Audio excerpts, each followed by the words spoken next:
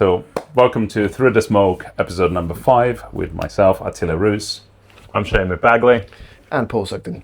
And we have come back from a near 2-month break of summer recess. Yeah, I can't believe it was that long. We've been everywhere. Well, I've been to some places. You've been to some places. He's been everywhere. Yeah. It's his fault, really. He's Yeah, sorry busy. guys, it's been a very busy summer. Yes, barbecuing his way around the world. Actually, do you want to tell us about the fest of festivals you've been to? Yeah, I did quite a few festivals this year. So I do like a lot of live fire stages and different brand activations like that, and then cookery demos. So I think last time we met up, I had just done Cheltenham Food Festival, and then I also did Smoke and Fire Festival, the Long Road Festival, which is a really cool country music festival up near Rugby. And that one, like, I love it. It's probably one of the highlights of the year. Because like the music's quite fun. It's got a really nice aesthetic, and it's in like this like oak woodland, and they have like a pond you can go swimming in. They build these massive tree houses with bars and stuff in them. Cool. And then it's not the main stage, but like the second main stage, they build like what looks like an old sort of like front porch of a house, and people play on that, and there's like rocking chairs and stuff. It's sick. And I was there, we were doing like guided cook along, so people could come and cook breakfast on the barbecue. We were doing a barbecue competition every day for people to do, or a burger competition for people to cook every day. Moonshine tastings. I had a lot of moonshine, and I don't care to drink much moonshine again. No new make or anything like that. I was feeling pretty ropey for a few days. And it was my 40th birthday at that festival as well, so we celebrated Congratulations. quite hard. Welcome to the wrong side of 40. Yeah. Or the right side. Or the right side. You've done the boring bit, the fun bits. Learning how to do everything. So those were probably the highlights. I still got a couple more festivals going up. One I'm really looking forward to is Black Deer Festival, which used to be, it was kind of similar vibes to Long Road, but it was down in I think it was Kent Way, and they've moved it into London now in Tobacco Dock. So it's going to be quite a cool venue for that. And then there's another one, a new one called Mabon, which is hosted by Sam and Shauna from Hangfire Kitchen. They used to run this epic restaurant down, I think it was in Barry Island. I never got to go, but it got voted 5th best restaurant in the UK. And now they mostly just tour around, like sort of championing barbecue cooking. And they've set up their own barbecue festival. It's in Caldecott Castle, so they've got like pretty much all the best barbecue chefs in the UK are going to be there, and cooking lots of fun stuff all weekend. So lovely. I'm looking forward to that one too. What's the date of that? That is the last weekend of September. I think it's the 26th and 27th. It's only about an hour away from here. You could probably make it down. Yeah, Caldecott Castle's really good. If you haven't been to Caldecott Castle, it's a nice place to go anyway. I've not been, but I've seen plenty of videos on the site visits. So they do jousting and stuff like that. They do this big fireworks thing each year as well, which is kind of fun. So it's good. Fun. Oh, we should go jousting, the three of us, or Shane against kids again. Like like he likes I'll to smoke them. Smoked. I'll have like 10 kids on my lap, like a giant skewer. He is famous for we should do a podcast on tour. Yeah. Oh, exactly. Jousting. How funny. So you can joust the bottle of the cork out of the bottle. Yeah. You only drink if you do it correctly. Surely you've done that thing where you've opened the champagne with the sword, yeah? Yes, I have, and it is quite fun. Sabrage. There's a good friend of mine, Maxime Kassir. Sabrage has become his thing lately. He's done a few videos online, and you can check him out. He's got one of his videos has got something like 2 million views of him, Sabrage, and now he's just doing that everywhere he goes. It's quite funny. But it is quite fun, and you can do it nearly anything. Like you can get a credit card, you can get a knife, you can just get the end of a champagne glass and you can just whack it out. Oh, I didn't know that. Yeah, that's a bit more interesting. If you could do it with like a tall can of lager or something like that. Cool. Do you have to like? You need to have something with a bit of a wedge. No shaking. No. Does it have to be quite cold or something like that? No. So basically, on the construction of the bottle itself, normally there is one side that you see where they meet. Yeah. There is a little line. And that's the line that there is basically a point of weakness. So you have to ease the little metal bit at the end. Ideally, you take it out, which is why you cannot shake, because if you do, you feel the pressure and the cork will just jump out. And where that little joint exists is where the weakness point of the bottle is. So that as long as you just basically rub on it for a little bit with something strong enough, metal card, fork, knife, giant saber, and you rub on it a little bit, and basically it sort of activates that part, and you just give it a stronger whack, and off you go. What can I do it with apart from champagne? It sounds like a good party trick. I used to have a friend. She showed it to barbecue me. fork. Yeah. I had a friend. Her family owned a vineyard in Northern California called Turley Wines. Oh, yeah. Really good stuff. Check them out. Good to find out from them. Yeah, I know them. She was the first one to show me that trick where you, crack Saber out. Saber it off. And I tried. I remember pouring the glass afterwards, and there's like shards of broken glass. So didn't work quite well. I'm going to try that for special occasions. So anything we host at the pub. Can it be any fizzy wine, or will it work with a normal wine bottle? Or does it have to be? If you have a Prosecco, because you will have less pressure and less bubbles inside a bottle of Prosecco or sect because of the way of making than if you would in a Cava or Champagne. Cava and Champagne have second fermentation bottle, so there's a bigger pressure inside the bottle itself. Can I do it with cider? No, unlikely. We won't have enough. Not enough pressure. Okay. The pressure inside a bottle of champagne is equivalent of the same pressure that you have inside the tire of a truck. So it's a lot of pressure. Okay. Yeah. That's a fun fact. Fun fact, exactly. Well, whenever we do a live episode, you're barbecuing, I'll pull out a bottle of champagne and maybe you can get your barbecue with fork. every fizzy bottle we can get our hands on and just try. Find out which ones work, which ones don't. Yeah. It might be a lot less pressure than you think. Yeah, you can just do San Pellegrino. Bottle of Vimto. Wait, Vimto's not fizzy, is it? It is. Is but it? It can be, yeah. Okay. But not that fizzy. Yeah. Anyway. Right, so what are we doing? Yeah. Shall I get into some liquid adventures? Sure. Should we do this one first? Why not? Do the Raasay first. Let's Raasay. Cool. Yeah. So, I'm quite excited for this one. Yeah. So this is kind of one of the things we were talking about was what we drank over the summer. And this came out during the summer, and you can see I've drank half of the bottle's gone. Some people have drank quite a bit of this bottle. You call yourself a different names. Well, that's it. Yeah, you've got to talk to yourself in the third person, different types of Paul, and then you get to have another dram. Exactly. Yeah.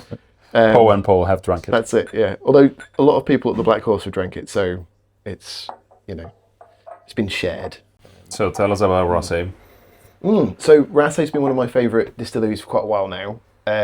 They first did their release that was 3 years old in 2020, in the winter of. During COVID, they did this fantastic thing where they. I had to backtrack one step. So what they do is they have 6 casks. They have 3 peated and 3 unpeated, and I think it's chinkapin, red wine, and sherry. Rye. They got a rye as well. Yes. Yeah, it's not sherry. It's rye. Is it rye? Okay. Chinkapin, rye, and red wine. Yeah, and so they have a peated version and an unpeated version of each of those 3 casks, making 6, and then they blend their normal release of a combination of those casks. And so the tasting they did during COVID was great. So you literally got 6 bottles, and so you did a little taste of each one, getting talked through. The guy who runs Raasay is just mega, enthusiastic, and he was actually doing the tasting during COVID. And then at the end, you kind of blend together what they think their next release is going to be. So, and they apparently still do this tasting, and and so you can kind of blend together what then this year's release is. And it changes a little bit each year. The first year was a little bit more peated. The second year was a little bit less, and I think that's just whatever the market wanted. And so this is their latest release, which came out in July. It's their Marsala cask, and it's not cask strength, it's a little bit below, it's like 50%. 50.7. Yeah, but it's been great, it's been a lot of fun. As you can see, a lot of the bottle has already gone. It's been shared a lot, which is nice. And I've brought a couple more people to the Raasay fan club with it, which is also fun. Their last release, which everyone really enjoyed, was a sherry release, and that was just a single bottle of that. And then they do a lot of small releases or batch releases, I suppose, which will be like, you can do like the wood experience, so like it will be a pure chinkapin peated or pure chinkapin unpeated, or they'll do chinkapin finished in sherry or chinkapin finished in something else. Yeah. So it's quite fun. They do a lot of stuff. They've got a huge catalogue of stuff they can do from those 6 casks, and definitely one of the biggest strengths is their cask choice. Yeah. Whatever they're putting their liquid into has always been high quality. I've had one bottle that I wasn't a major fan of. That came out at the beginning of this year, but that's the first time I've had one that I've not instantly gone, oh, that's nice. Yeah. So yeah. You are a massive fan of Raasay. I am a massive since fan I've of met Raasay, you, yeah. you're like, I think the first time I came to the pub, you mentioned about Raasay, and then suddenly you had like 6 bottles behind you. It's like, oh fuck, okay, you have the whole collection. I don't think you're alone though. Like I've not had masses of it, but it's something I hear a lot of people like shout about quite a bit. And I mean, straight away, the bottle is like it's flipping cool, lovely. Isn't it? Yeah. It looks like it's been seashore molded from a sort of rune stone that's been dug up at the seaside. It's cool. Yeah, so the idea is to reflect the shoreline of Raasay. You know, you've got even a little ammonite, and you've got the ripples of water. I only you've got clocked that was just an ammonite. I thought it was a thistle, but yeah. It's beautiful, really lovely. Love beautiful branding, beautiful bottle. Well done to the guys from Raasay. The island is right next to Islay, isn't it? No, Skye. Skye, So you, okay. So you get to Fort William, and then you go up further Okay. at a 45-degree angle, and then you get across that way. It's a bit of a pain to. We've tried to do a trip there a couple of times, and accommodation is a nightmare. Yes. Well, actually, as it stands currently, we are scheduled to go to Skye and Raasay in November. We still haven't booked accommodation, so we just need to sort that out. I was looking at But I've reached out to the team at Raasay, which is already have responded, and we are in conversation about the visit. Plus, we should then see Torraveg and Talisker in Skye. Cool. Should be a lot of fun. With everything going to Raasay's also the only distillery on the island, isn't it? So Yes, it's a tiny little island. yeah, It's we'll see how big. It's a really young team as well. Like, I think everyone working for the distillery is under like 50, something like that. So it's So- kind of crazy. Yeah, young. I just turned 40, so like, There you fit right in with these youngins. You've got to have the life experience and bring it to a distillery, haven't you? Well, you asked me how small, how big is the island. The population of the island is written on the bottle. There you go. Oh, 161. 161 people living on the island. So it's a For small more island. people than that in one meal. I think, from memory, they've got about 30 people working for the distillery or something Okay, like that. so fifth of the island working. We should do a pitch to cook a feast for them. Like, No, that is the plan, and I You don't don't know. know. I know last time we did it for Don't like you know yet? teams of 5, but Yeah. we could cook for the whole island if there's only 160 people there. Yeah. There you go, Raasay Barbecue Festival with the people give from us a Sugden shout. Smoke. So we're coming up. So shall we have a little? Yeah. I mean, I'm biased, so I can't really give any. I don't know what it is. It's just there's some spirits that I really enjoy, and I've always enjoyed the base spirit of this. It's a lovely nose.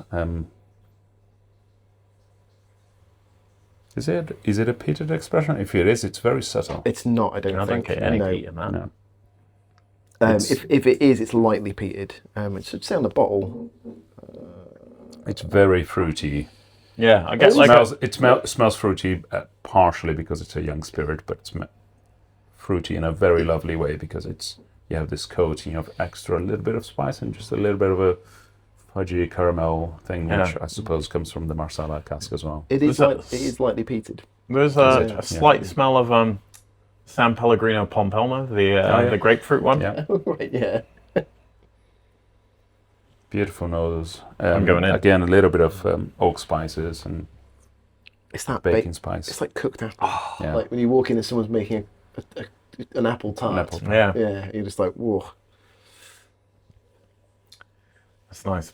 A good nice little bit of heat to it.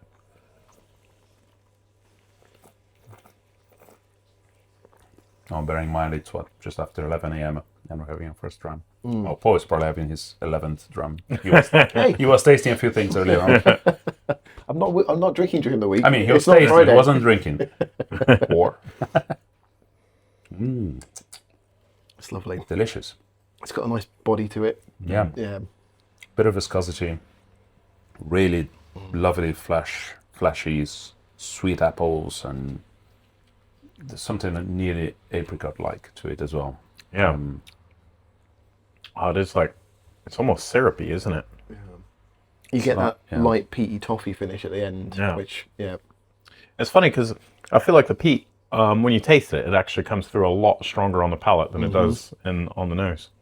Yeah, but I think the peat levels on Raasay are also quite lower than, say, Islay. You're talking about, what's the peat level at Raasay? 12, 15 ppm? I think it's a lot lower. They've been changing it, so that's the thing. So I think they're still sort of finding their level. Okay. But I think he was on a Pour and Sip episode not so long ago. Actually, might be a long time ago now. And they were saying that, so for certain releases that they'll plan different peat levels. Yeah. Depending on what cask they want to put it in. It does say lightly peated, so I'd expect that this would be, 12 to 15 sort of level. I know that their light would be less than 20. Their first, I think it was the Chinkapin, was the more heavily peated out of the original casks. I think that was more like 30, but then some of them were a lot less than that. Yeah, it's lovely.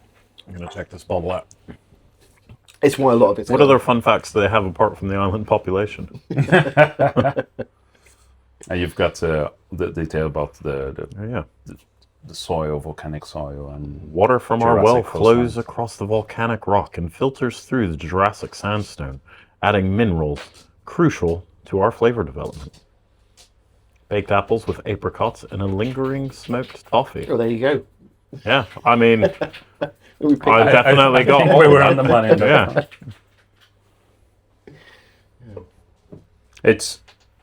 It's not an overly complex dram. It is a relatively young, but in everything that it is quite delicious. It's very well accomplished. How much do one of these usually set you back? It is 75, 75 quids. Yeah. Very gentle. I think it's one of the things that even their standard release is fairly good value for money as well. And all Quite surprised by that price. I thought it was going to be 100 quid. they have done some releases up at the 100 quid level. I think it seems to depend on if it's a full cask strength release, and also might even relate back to what the casks they've used in it. Yeah. Because some of the more expensive cask finishes they've done, that one of the sherries was about 90 quid, I think. And it was a lot redder than this. It was definitely a first fill. First fill. Yeah. Which is then more expensive as well. Fair enough. So, but their standard release, it's what, 55? Is that right? Really? Yeah, something like that. 50. 58? 50, yeah, okay. Yeah, so I think when it first came out, it was 50. But bearing in mind when that came out and it was 50, everyone else's inaugural release was £100. Yep. Bastards. So I've always liked the fact that they've been fairly upfront with the fact they want people to drink it. Yeah. And also they've always said, from what I've been told, is that they don't mind it going to things like Selfridges and stuff like that to get the market out there. Yeah. And put it out for a reasonable price. So it's nice. That's brilliant. It makes it, in a world where like Jack Daniels and Buffalo Trace and like Johnnie Walker, even all those really like big brands are kind of often the only ones that a lot of people can afford, to have something like this high quality for such a reasonable prices. Yeah. More people should get Really into drinking Raasay. Yeah. Well, Yeah. Lovely. cheers to them, and cheers to you guys, and I look forward to seeing you guys in November. And to Shane barbecuing for the whole island. You're all getting half of a sausage. That's what Maisie gets normally.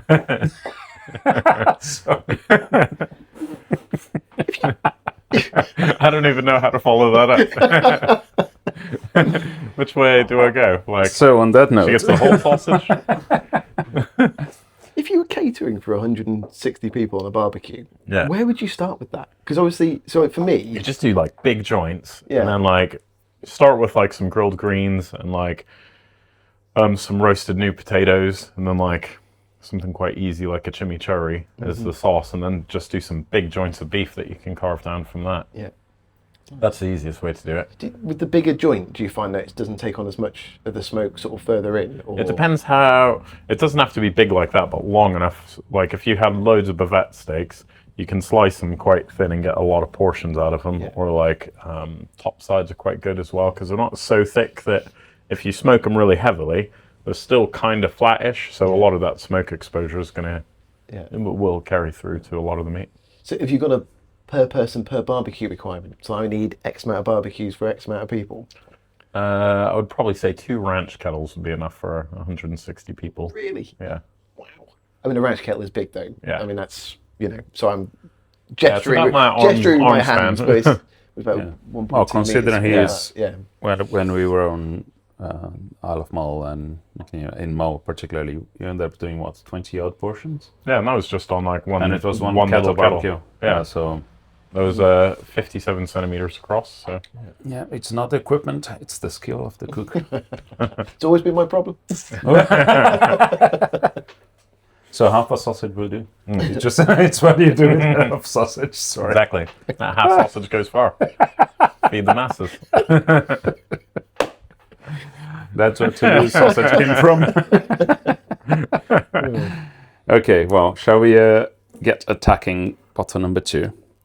So this is something that I guess if you know what I do, I probably would not be promoting things like Johnnie Walker. I generally am not a promoter of brands. And I say brand because Johnnie Walker is not a distillery. Johnnie Walker is a brand that is created by Diageo, and it's the different colors of Johnnie Walker are made of different makes from different distilleries. They own a dozen plus distilleries in Scotland. Some of them are pretty amazing distilleries, some of them less so. So I generally am not an advocate for blends. I prefer generally distilleries because I like singularity. But having said that, week and a half, 2 weeks ago, I was up in Scotland, had an amazing time on a train journey up to Scotland with a whole bunch of other crazy whiskey geeks and freaks and friends, which are generally one thing, just like Paul. Yeah, and one set of creatures. Exactly, one set of creatures. Lovely people, had a great time on the train. We went to see a particular new independent bottler coming up on the market. And on the next morning, we went to the Johnnie Walker Experience at Princes Street. I had very little, if no expectations. I didn't particularly have an interest of going there before, just because, again, it's that idea that it's a brand, so I prefer not to deal with it. And I have to say, I was massively impressed. The whole experience, the whole building has been set up in a way that you do a journey to understand the history of Johnnie Walker. Some of it is told with a lot more flourish than reality probably was, but nonetheless it's told in a really clever way. There was an actor that was doing the thing of the story and doing the walk and everything else, brilliant stuff. And you go into rooms that you have different distillery makes on the table with different tasting notes that you'd expect encased in these beautiful glass jars, and really cleverly told. And you go around and you can have it in a cocktail, you can go around and you can taste by itself. We even went to the cellar and there were a whole bunch of different barrels that we could actually go and taste. And they do a specific thing that you can, I think one of the experiences that you can go and you can actually make your own blend, or you can see how not that you make your own blend, you cannot take it home, but you can understand how the master blender will play with the different flavors and create and build up and create a bigger sum of its parts by blending good whiskey together. We tasted a fantastic Mortlach, which was in Sangiovese cask, and I've asked them if you could just bottle that by itself. Superb stuff. And they did tell me that I wasn't allowed to bottle the Mortlach by itself. Damn it. But at in the shop and at the end of the experience, they have a hand fill that you can get in there, and it's basically a spring summer 2025 edition. And I had that bottled and engraved with the Holy Spirit's logo, which is pretty cool. So I have my own little spring summer. It is cool. Batch of Johnnie Walker. For that. Yeah. It's like properly. What did you do? Did you give them the logo? Yeah. And then just like uploaded a JPEG or something, and it just fantastic. And they just vectorize the thing, and it goes into the machine, and they do a little test. It looks pretty fantastic, and It is pretty cool. I think it was 95 quid. Okay. It's not the cheapest, but it's my own little... I should get the little McBagley barbecue sticker I just recently Yeah. had. Your sticker is X-rated. So, one of these things. So, Johnnie Walker will be around for years, right? Yes. And I always find with Johnnie Walker, it's a little bit hard to pour Yeah. because of the way this is shaped. Yes. It's got like a ball, it's got like a dome on the so top. it sort of slides back down on the neck, and it's... And, and if you get the good neck on this half-full bottle, it kind of drips off the middle of that dome section. Do you think that's a plot to make you get through the bottle quicker? I don't know. It's one of these things you would have thought for a brand that's as big as them. It wouldn't be an issue to pour from the bottle.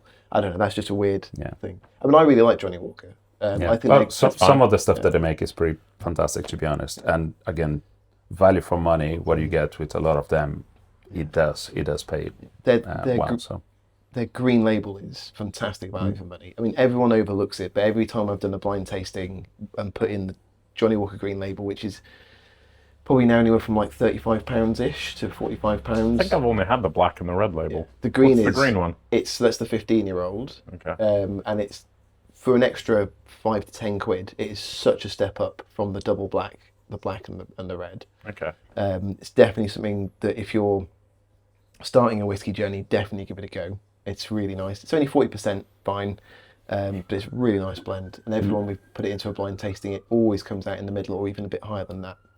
So it's the blue's a bit more divided. I love the blue, but like our head chef of the Black Horse Pub, he hates it. He thinks it's so overpriced. How much is it? That's 175. Yeah. It was 140. Every now and then, if you're mega lucky, you can get it on sale for 100 quid. Costco used to do it for £100. Do you think it's worth that price, or? It's a bit. I think for me, it's difficult. So when I started, with the company I used to work for, I think the first flight we did to America, I was flying business class, and which for the first time, which is quite an experience. And I was young, but in the lounge they had Johnnie Walker Blue Label, and sort of naively, sort of looking at the bottles and bits and pieces, and then the lady just comes around and goes, "Drink whatever you want, it's free pour, mate." And you're like, okay. I'm not sure if they still do it, but it definitely was back then. And they had the black and the blue, and I just tried them both from each other. It's kind of like near the beginning of my whiskey journey, and the blue just blew me away. And I always remember it being like the first really big step up of a product I've ever had. Like, oh, this is what they were talking about. Yeah. This is why everyone loves whiskey. Yeah. And so maybe it's a bit more, I don't know, emotional. Yeah, like it's a for me. But I think it's for what it is. I think it's good value. Yeah. I think other people, because it's a blend, dismiss it a bit sometimes. Cool. Back into it. So this is the Johnnie Walker seasonal blend, which is then prepared and sold at the Johnnie Walker Experience. So if you go there, you can then bottle your own little version. So you have there the details of what's the cask number, and you put your name and when it was bottled and so on. So this is the spring-summer 2025 blend, which then I can actually, you can also provide them your logo or a little message if you want to have written and send, I don't know, to my dad or whatever little thing, which is pretty cool. So I have engraved or laser etched the logo of Holy Spirits onto the bottle, which is pretty cool. Thick. And you can have that done whilst you then go around and you do the Johnnie Walker Experience. They have a pretty amazing terrace bar at the top that they have a really amazing selection. You can have like Portellen, Brora, crazy older bottles. You can have so many amazing things in there, all of the Diageo portfolio, of course, plus a really sexy selection of cocktails. And the terrace outside, it's possibly the best view of Edinburgh Castle as well, because you're, I don't know, 6 floors up and you're right at the corner overseeing the castle one, and it's pretty amazing. So yeah, hats off, kudos to the guys from Diageo and for the team at Johnnie Walker Experience in Prison Street. We had a fantastic time. Generally not a promoter or fan of big brands, big blends or anything like that, but I have to say they've done a fantastic job what they do is pretty good, generally speaking, anyway. But yeah, I was mightily impressed. So well done to the team there, and let's get tasting because this smells pretty fantastic too. And the view of the castle is a way to sell the wife on the trip. Yeah, exactly. Yeah.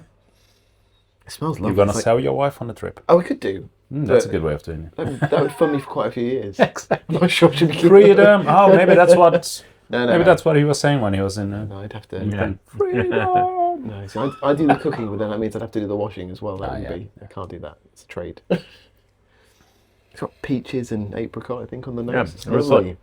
I dove right in and tasted it before you guys, but it's got like a real like sort of beeswaxy kind of taste to it. Yeah, really lovely, bright, juicy, fruity. That's lovely. That's really nice. Yeah. It's got kind of beeswaxy, kind of oily to start with. It's a little bit heavier than some of the other Johnnie Walkers I've had, and then you get this lovely fresh fruit kind of explosion after a kind of a slow start, and you get kind of quite a fresh, like really ripe fruit finish as well. It's lovely. It's really good. I thought it was going to be, because as it is spring summer blend, I thought it was going to be quite light on the palate. It is really fruity and floral and everything, but it's got a nice bit of weight to it. It's not necessarily really light. It's got a lovely viscosity. It is quite delicious. It is very summery in a way, but without being lightweight. And it's probably 40. No, it's not. It's 48%. Yeah, it's a bit more. That's why it's. That's why there is a bit more to it. Okay, delicious, really good. That's really nice. I really like that. Yeah, I might have to go. Probably have to go there before they put the winter selection on though. Because they did the winter one. It was really dark, like a couple of years ago, I think. And I saw a review of it, and they were just like, "This is like no Johnnie Walker they've ever had before." And they were like, "We really wish they'd do some of this stuff as a bit more of a general release, because all their specials are more, special blues. So they've got." They did the Ghost series not long ago, but that's then you're dealing with limited stock. It is a collector's item. And I guess them being such a big brand as well, it's how are people gonna, they're almost catering for two different markets with that, and where do they approach their higher end stock? Like who's going in and buying that? Like you said yourself, that you generally shy away from bigger brands and independents. It's kind of hard if you're a big brand like that to do that niche stuff and then do that big brand that is catering for everybody at the same time. Plus, if you're saying that, they should do this sort of thing, but then release for everyone, with the size of batches that they do, then it's not that limited. Of course, they can sell the idea that it's limited, but also it's Johnnie Walker is in 180 plus countries. It's a pretty big, if not, it is one of the biggest whiskey brands in the world. Yeah, and very successful at what they do. So the idea that you have to go to Edinburgh, do the experience and bottle your own thing. Actually, it is pretty cool. It is special because it makes you want to go to Edinburgh, which is one of my favorite cities in the whole world. It's lovely. Anyway. It's so great, isn't it? I've been for 10 minutes. Have you not? Are you serious? We went there to do a Holyrood event, and that was it. I went up, set the event up, and then came back home again because basically my boss at the time was busy doing something else, and that was it. Okay, well, that's so recently. I think I'd been to Edinburgh more times than I've been to London. Really? Yeah.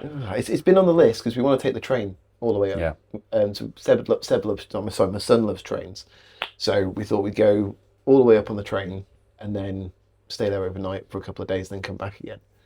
We just haven't put it together. It is definitely something to do. It is one of the best places to go. The landscape of it is amazing. You have, the old town. We have the castle and everything else around. It's really medieval. If you didn't have all the new stuff that there is today, you just strip everything out and you're filming something. You could be 500 years ago. It's stunning. The architecture is amazing. The landscape is amazing. People are super friendly. Amazing whiskey bars everywhere. I know what's not like. It's just amazing. A few years ago when I was on Banter, we went into Edinburgh, and you don't get a whole lot of days off when you're on boats. And so you try to cram as much in as you can. And when we were in Edinburgh, I remember we went up to King Arthur's Seat, and we hiked up it. There was like a little bit of a cliff edge, and we climbed up that. We were all in like proper fisherman's friends foul weather gear because it was raining when we left the boat. Drank a few bottles of whiskey and came back down, and there were some ruins in one part, and we were climbing around, and then these cops showed up and just after we hopped down from the ruins, and you know, rightly so, you're not meant to be climbing on them. It was like an abandoned church or something like that. I can't really remember what it was. So you got And in we were trouble. trying to convince them it wasn't us, but obviously we were all in bright yellow suits. Like, Bloody could have pirates. seen us from a mile off. And, you know, they were threatening to escort us off the property and everything. And Gave them some can't- whiskey and everything was I good can't again. remember how we turned the conversation, but we're like, oh, you know, it's just such a beautiful city. It's so great to experience it all. And the guy mentioned like something about like, oh, half of these stones are now lining the streets of London, and like spat on the ground as he said it. And we're like, yeah, but bloody English. And that totally diffused the whole situation. And he let us go. It was really fun. Yeah. Then we finished the rest of the bottles of whiskey on the way back down to the boat. We were in, I think, Leith Docks. Yeah. Nice. And it got pretty messy pretty quick. It was lucky it was all downhill from there. Well, I'll have to add it to the list. Yeah, it's a great spot. Really love that city. Yeah. Now there is a distillery in the port of Leith as well. So I mean, I'm not sure an extra distillery really improves it for the wife, but that's I wasn't trying to bring her in. I'm trying to get you there. oh, well, fair enough. Yeah. I've got a few trips planned this year, and next year now without the family, so I'm probably going to have to make sure that every trip I plan now has got family approval. Yeah. Fair enough. Yeah. Yeah. Well, Shane, as we are gently sipping away our Johnnie Walker, there is this very succulent pieces of chicken in front of us that you have prepared. Yeah. So this is why we had such a late start today. I thought we were starting at 11, not 10, and I had to finish waiting for this to cook. But it was basically the way I cooked the chicken was on the grill, just like you would with a beer can chicken, but instead of a beer can, I put some pomegranate juice in the cavity. And then I made the glaze, which is just mango chutney and pomegranate juice, and you boil it down to sort of a syrup, and then mix it with all the drippings from the chicken, and that's what's in here. In a perfect world, if I had a little bit more time, I would have liked to have brushed it on and glazed it so it could set and go sticky on the outside, but still, it tastes pretty nice just poured over the top of it. Tastes pretty delicious. And It doesn't need it. Yeah, It's a very fantastic. succulent Yeah. chicken. It's delicious as it is. I didn't know what whiskeys you guys were going to be pairing with, but in my mind, the Lockley that we've had recently and a lot of the red wine cask whiskeys would, I thought, marry with this perfectly. But I think the fruitiness in, especially the Johnnie Walker, is probably going to go down quite well with it. Yeah. That's beautiful. That's really nice. I have my mouth full, so I can't say much. Sorry. You find it? A lot of people find it quite intimidating to do like a beer can chicken or whatever. Like, Oh, it's like the easiest thing. yeah, And your chicken cooks like so much quicker yeah, when you do it that way because it's kind of steaming from the inside out while it's roasting. So instead of taking sort of 45 minutes to an hour to cook, it takes, I think this took about 25 minutes. So Wow. You had a fancy thing though, right? That sat inside. It's like a fake Weber can. style poultry roaster. There you go. Well, Okay. of course. The problem with a lot of beer cans is lots of Sponsored by times Weber. lots of them have like plastic labels and stuff on them, which obviously like melt, and you don't really want infusing into your chicken. So they just have like a nice thing that Cast sort of iron thing. emulates that. Yeah, and it's got an enamel finish on it, so it's really easy to clean. And yeah, it's It's a shame everyone watching didn't get to see it. As he walked in the shop with this little chicken. Just Yeah. all right, I had it on As the if you, seat. you hands up, up. Little I had it on chicken the walking seat in. next to me in the car and was like, "Can I put the seatbelt on this? I don't want it to go flying." But You know, chickens don't fly too far. It's fine. yeah, they're not good at flying. If you watch chicken run, it's it's a major problem in the film actually that they can't fly. Yeah, but Oh, it does bring out that pomegranate sauce. Brings out a bit more fruitiness Yeah. in the whiskey. Yeah, it's lovely. I'm definitely gonna have to go. to the experience. Yeah. Absolutely. Yeah. Yeah. We haven't done a family away trip for a couple of. Edinburgh's got enough cool stuff as well. Yeah. There's like Yeah. Lots of stuff for the kids as well. I can't remember what the big museum there is called, but that's got like loads of really kid-friendly stuff. Yeah, there is the Camera Obscura, which is basically like a museum of optical illusion and crazy fun stuff. So the kids can have a great time there. The castle itself is amazing. You've got the shooting of the cannon at 11 o'clock. It perches at the very end of what is then the Royal Mile. And basically you've got 3 out of the 4 sides of the castle is basically the cliff edge. It's pretty amazing looking. I love the landscape of Edinburgh. Yeah, it's all like fairly easily walkable as well. Maybe not so much with kids, but like most of the times I've been there, I've not even bothered taking a bus. You can get from one side of the city can to just the walk other, everywhere. like, easy. Yeah. Well, there you go. It's a lovely combination between the two. I love the sauce and that's fantastic. Yeah, it's really good, isn't it? So easy. I hate that every time you say that. He brings a sauce. I try to make your the balsamic glaze sauce. Oh, do you mean the sherry vinegar? The sherry vinegar sauce. That's where you went wrong. You used balsamic. No, I did. Why use sherry vinegar? Yeah, Okay. I went back and checked your little post Okay. and tried to make it again. It wasn't as good as his. I No. was quite upset. So you've got 2 It's really ingredients. easy. I don't know how to do it I might wrong. be bottling it actually. I'm talking to Tubby Tom about doing a small release batch of it. So I'm keep on trying to get the Shane McBagley cookbook as well. So Oh, yeah. Well, you need to get another Shane McBagley sticker. yeah. have It's you brilliant. have you seen the design No, yet? it's in the sticker. Oh, it's brilliant. Maybe we can pop it up on the screen. Yes, if you can, if there's a way that I can just pop on the screen. But it's for those that are only listening, not watching. Basically, Shane and his wife, she's also a cook, and she's got she does meal for schools and things like that. But they do events together, and the So go ahead and sticker. push play when you're ready. Okay. The let's sticker go. basically is Shane on a stick. Yeah, Sort of FedEx. Oh, look at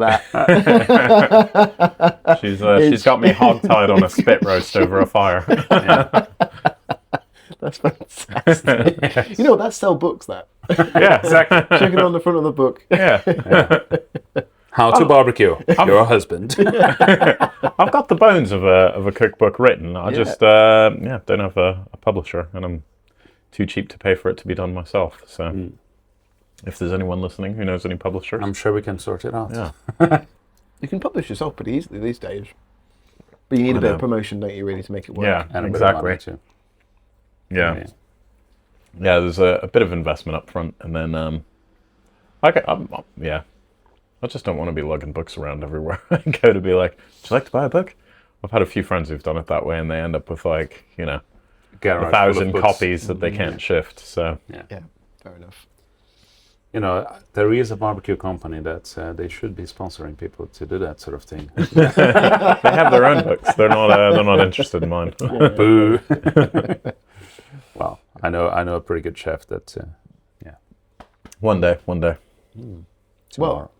I think both whiskies were pretty good. The favourite between the two? We haven't scored a whiskey for ages. I don't think we've scored because I either haven't of been these. tasting for ages. Well, that's true. Yeah, okay. Well, I have. I'm going to steal a wing again. Yeah, we haven't been tasting Together. for the podcast in front of everyone. And yes, I do want more chicken too. Okay. Do you want a wing or a thigh? Let's go thigh. Okay. A bit easier to eat. You wanted to look at you. Stop drooling. I've got chicken here, but I don't want to miss out on the extra bit of chicken. Okay, so let's go Raasay first. Okay. And you're welcome to. Or shall we go Johnny Walker first because it's fresh? I might need to fresh try on them the again. My palate and on the glass is mind. so dry; it's about to crack. Oh no! The angel share on his glass is very strong. The evaporation is too strong in there, full of holes. Oh come on, that's not a okay, pour. There you go. It is only 11 o'clock. No, not anymore. I'm going to have to walk up the hill now. Do you want a bit more? Yes, just enough to judge.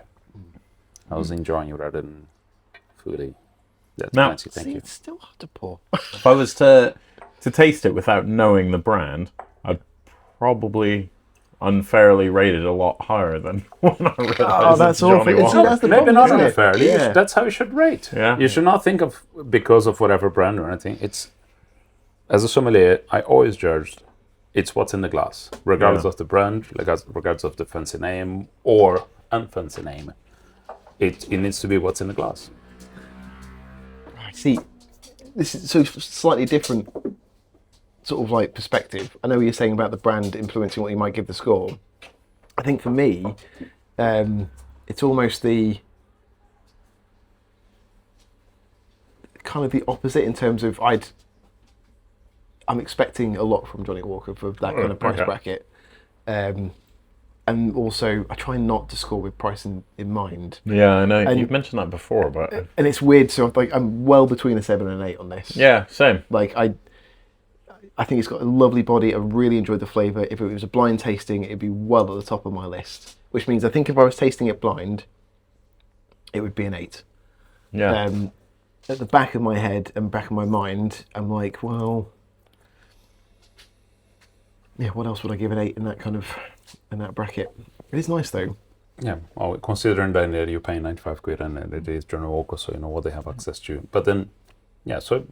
Yeah, I think it's an 8 for me. There you go. I mean, if anything, I've not tried anything that I've enjoyed out of the blue quite as much as this for a while. I like the body. I love the fruitiness to it. It's got a bit more punch to it as well, so it's lovely. It's really nice. Yeah, it is. I should also give it a solid 8. Until it's Johnnie Walker, and then I'm like, maybe 6.5. So. But yeah, it's really good. Yeah, good. Well, and for me, I fully understand why you guys giving this an 8. For me, an 8 has to be pretty fucking sexy. It is delicious, and for me, this is a very solid, really good 7. I think that's why, because I said between the 7 and an 8, like. No, don't backtrack. No, I don't know. Yeah. But the thing is, I think what pushes it over the edge is just. I think I'm scoring it higher because it's Johnnie Walker. I think that was what I was trying. But the point I was trying to make was like, I wouldn't expect it to be an 8. Yeah. And I think it is. Like, it's just there. It's maybe not a full like. Also, I think I was trying to backtrack a bit to before we had the chicken, because I think the pomegranate has kind of influenced the taste of it a little bit. Before, it's richer. I remember that. The beeswaxy taste being like really strong, and that's something that is not overly familiar to me as a flavor profile with whiskies. It was like really rich, really oily, and also quite summery tasting at the same time, whereas once we had this, it kind of brought out some of the sort of sweeter, almost red fruit flavors, but not quite. I think there must be a fair amount of cardew and clynelish into it that gives that waxy richness to it. Yeah, clynelish definitely. Yeah, I think it's, again, I'm generally a bit more brutal with my scoring anyway. 7 is not the average, 5 is the average. Yeah. And so this is 2 points up from whatever average is. It is pretty sexy, and I think it's probably sexier because it is not bottled at 40 or 43%, but 48. So you get proper full-fat, delicious, good whiskey. Yeah. And that's how it should be. So see, that's why I think it should deserve an 8, because they've given you extra. You can give them an 8. I've done it. A 7 is good and generous, and very happy to have been there. To now have my little Holy Spirits bottle, and anyone that comes to the shop, happily give them a little taste of this. I'll be well. I thought you were going to say, let them look at it. Yes. Take a picture next to it. They can have a look at it, they can have a smell, and go away. It's mine. Wow, and a little scoring for the lovely Raasay. And all the 30 people, or the 1/5 of the population of the island that work at the distillery. Yeah, I think I need to try it again as well. Okay, we'll finish this first. The evaporation behind when your glass keeps going. It's very strong. Yeah. I think there's a hole in the bottom. It's quite a big one at the top. Yeah, I can smell. Now going back to it, you can smell more of the peat as well. Yeah. It's almost like that fruitiness from the chicken pomegranate sauce is lifting different flavour elements, isn't it? Yeah. Yeah, definitely. I think that'll make this a bit sweeter too. Yeah. It smells more resinous than before as well. Yeah. It smells like because of the cask, I know that there will be a different influence, but now I can smell the cask and the peat more than I did previously. Definitely tasting the peat more now as well. A little bit more spice at the end as well, I think. I don't know if that's because of you've got their sweetness profile already moved up a bit. Funny enough, it now reminds me a tad bit of that luckily. Yeah. There's a lot more fruitiness that is coming out of the whiskey. Yeah. I was thinking the same thing, but kind of thinking maybe I still had a bit of that pomegranate juice in my mouth, but Yeah. Let's try and do a... Yeah. Again, I love that the peat is there, but just. So it sort of just adds an extra layer of flavor rather than being anything dominant. It is really fruity, but there is a slightly sticky darkness to it. Dark as in dark fruit and spice. Lots of baking spices. There is a toffee caramelization to it as well. Is it a Marsala cask? Yeah. It is the Marsala. No? Yeah, Marsala, yeah. Yeah. Marsala Barriques, I don't know if that makes any difference. Which is the size of the barrel. Oh, okay, yeah, sure. Yeah, it's delicious. It's lovely.